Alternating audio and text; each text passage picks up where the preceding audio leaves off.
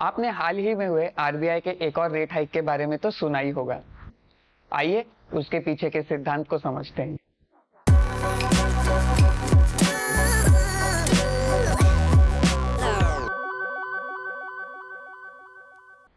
नमस्कार दोस्तों, मेरा नाम है प्रथमेश कुलकर्णी और आपका स्वागत है मेरे YouTube चैनल पर, जहां हम काफ़ी सारी अलग अलग कॉन्सेप्ट्स बिल्कुल आसान तरीके से डिस्कस करते हैं। और आज दोस्तों जो हम कॉन्सेप्ट डिस्कस करने वाले हैं वो है रेपो रेट की। तो सबसे पहले दोस्तों ये जानते हैं कि रेपो रेट होता क्या है। जब हम किसी भी बैंक से कर्जा लेते हैं तो उसे एक पर्टिकुलर इंटरेस्ट रेट पर वापस भी चुकाते हैं। ठीक उसी तरह बैंक्स भी आरबीआई से कर्जा लेते हैं और जिस रेट पर आरबीआई को वो पैसा वापस चुकाते हैं उसे रीपर्चेज रेट यानी रेपो रेट कहा जाता है। अब रेपो रेट का महंगाई से बहुत करीबी रिश्ता है और महंगाई डिपेंड करती है law of demand and supply पर। तो दोस्तों सबसे पहले समझते हैं law of demand and supply है क्या। तो ये लॉ सिंपली ये बताता है कि अगर किसी चीज की डिमांड बढ़ती है और उसकी सप्लाई कम है तो उसकी कीमतें बढ़ेंगी। उसके विपरीत अगर किसी चीज की डिमांड कम होती है पर सप्लाई ज्यादा है तो उसकी कीमतें घटेंगी।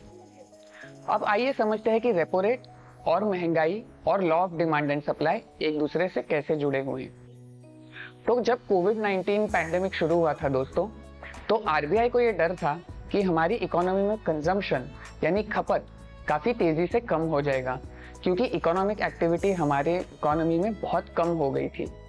इसलिए आरबीआई ने तब तेजी से ब्याज दरें घटा दी थी। अब इसका एक नतीजा ये हुआ कि लोन्स लेना सस्ता हो गया, जिसकी वजह से हाउसिंग सेक्टर में काफी डिमांड आई और मुंबई जैसे शहर में कोविड के दौरान भी घरों की रिकॉर्ड तोड़ बिक्री हुई। पर अब जैसे कि हमने इस सिद्धांत को देखा है, जब डिमांड बढ़ी तो सप्लाई घरों की कम हो गई, जिसकी वजह से घरों की कीमतों में काफी तेजी से इजाफा होने लगा। अब इसको काबू में करने के लिए आरबीआई ने पिछले कुछ महीनों में काफी तेजी से वापस ब्याज दरें बढ़ा दी हैं। अब इससे हुआ यूं कि आपका लोन लेना वापस महंगा हो गया, जिससे अब लोग उतना ज्यादा लोन नहीं ले रहे हैं, जिससे घरों की बिक्री भी धीरे धीरे कम हो रही है। यानी डिमांड और सप्लाई में वापस एक बैलेंस बन रहा है। अब आखिर में देखते हैं कि इसका आप पर अच्छा असर होता है या बुरा। तो दोस्तों इसका उत्तर है कि आप पर इसका मिला जुला असर होता है। यदि आपने लोन लिया हुआ है जिस पर आप किस्तें चुका रहे हैं तो इंटरेस्ट रेट्स बढ़ने की वजह से आपकी किस्त भी बढ़ेगी और ये असर आपके लिए बुरा है। लेकिन आपकी जो एफडीज है या फिक्स डिपॉजिट्स हैं जो आपने बैंक में रखे हैं, उन पर भी इंटरेस्ट बढ़ता है, यानी उस पर आपके होने वाली कमाई और बढ़ जाती है। तो यह एक अच्छा असर है।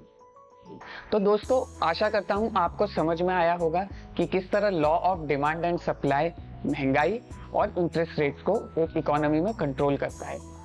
अब किसी भी इकोनॉमी में ये चीजें चलती रहती हैं और सेंट्रल बैंक्स दरें घटाती या बढ़ाती रहती हैं।